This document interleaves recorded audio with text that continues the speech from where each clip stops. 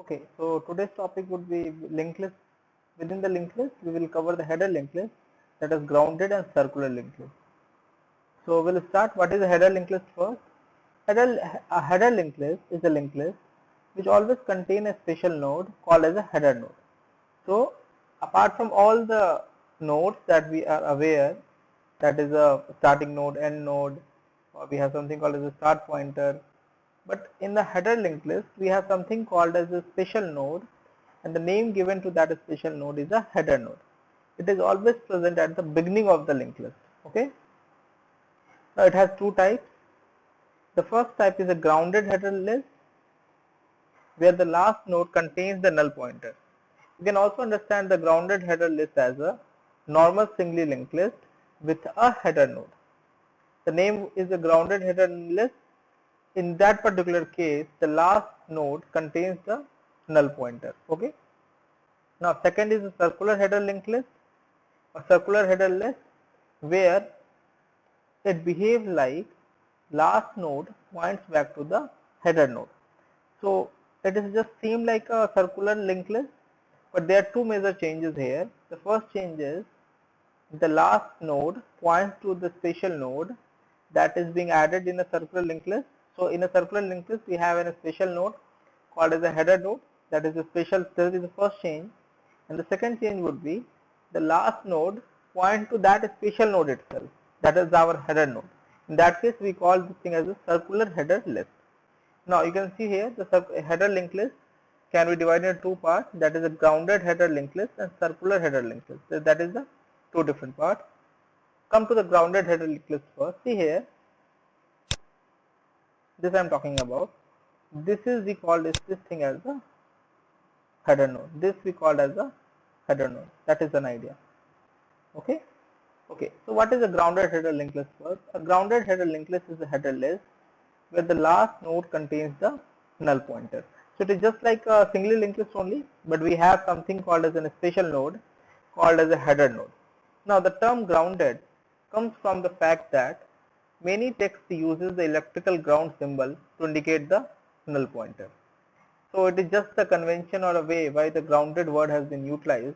I am repeating again, the term grounded comes from the fact that many text uses the electrical ground symbol. So whatever the electrical ground symbol we have is generally used to indicate the null pointer. Okay. So that is the header node. Come to the circular header linked list. A circular header linked list is a header list where the last node points back to the header node. This is important, that has to be taken care, where the last node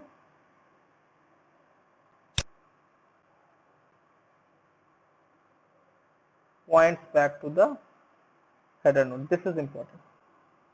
Okay. Now the chains do not indicate the last node and the first node of the linked list. So since we does not have a something as a first node or the last node, it is just like a circular way. We cannot indicate what is the first node and the last node. In this case, external pointer provides a framework reference because the last node of the circular linked list does not contain the null pointer. So we have something called as an external pointer, that is the last pointer, that helps us to connect to the header node directly. Okay. Now what is the benefit of using header node?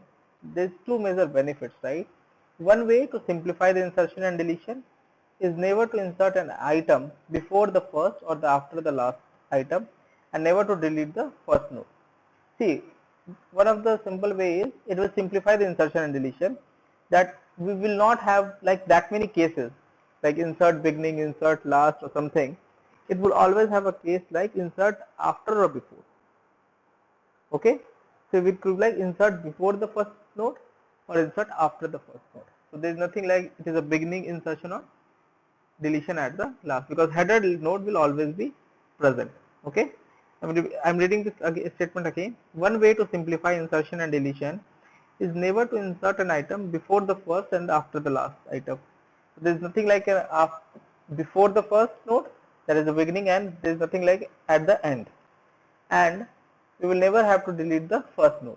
So these are the some of the cases would be exhausted automatically, because we always have a node available as a header node.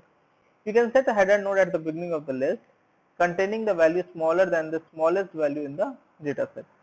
So it could like it can store the different data also. Suppose you are making an linked list to store the marks of the student, and you are aware that like the maximum marks could be asked. In that case, what is like maximum query for the maximum marks could be done. In this case, if the query for the maximum marks will be done, you have to traverse the entire array, sorry, entire linked list to find the maximum number. In this case, what you can do is, like whenever you are inserting the records in the linked list, every time before inserting, copy that data, copy the first, like whenever you're doing it for the first time, copying the record into the linked list first time, copy the maximum into the header node, that data. Apart from that, for subsequent more additions, what you do every time before insertion, just make sure to compare with the existing header node data, and if you have something more than the existing header node record, make sure to update the header node data also. So whenever you are inserting the maximum, you will keep on updating.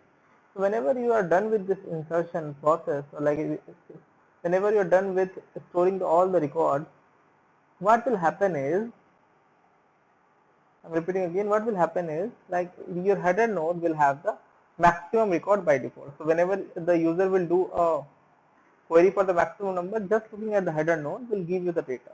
Also you can create the same way you can store the smaller number also, the smallest number in the linked list. You can set a trailer node also. You can set a trailer node also